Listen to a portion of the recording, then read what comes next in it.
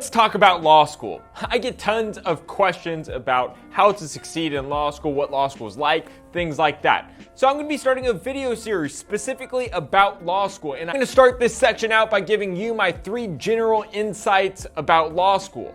But I realize that specific questions can help you a lot more. So please feel free to ask me questions in the comments and I'm going to be addressing them in future videos. Tip number 1, the first semester is absolutely the hardest. And it's not necessarily because the material or workload is so much harder or more than any other semester. It's that you just need to learn how to read the law. You're going to spend a lot of time reading cases and focusing on things that aren't necessarily relevant to the case. And you're going to be spinning your wheels going in circles to say. But that's not necessarily a bad thing. You need to learn how to dissect a case. And I promise you, it gets much better after the first semester. Tip 2, it's all about pressure. The workload and the cases aren't necessarily hard. It's not rocket science. But your only grade in law school is the final. And this is done on purpose because in the real world, when we're practicing law,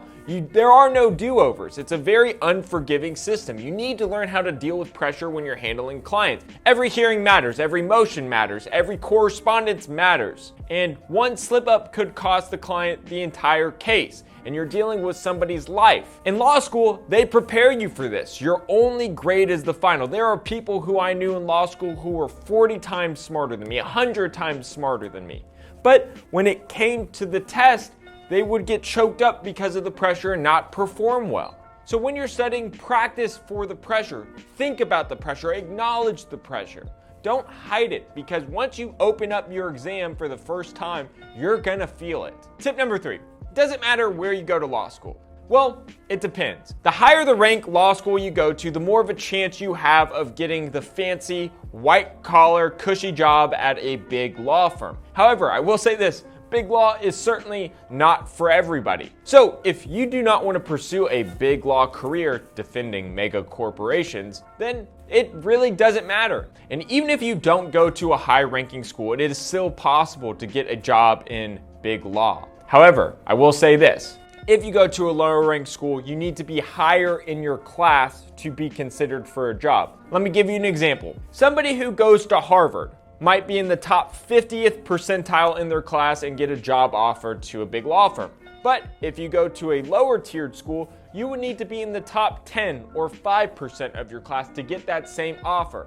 The offer is still there and it's still possible, but going to a higher ranking school does help your chances. But again, big law isn't for everybody. Some of the most successful lawyers I know haven't touched a big law job in their life. I started my own law firm almost immediately out of law school. But to be fair, I'm not that successful yet. In fact, somebody in a previous video said I look like a high schooler, and I wanted to reply with a comment. I said, yeah, and I got the bank account of a high schooler too. Employees and rent are expensive.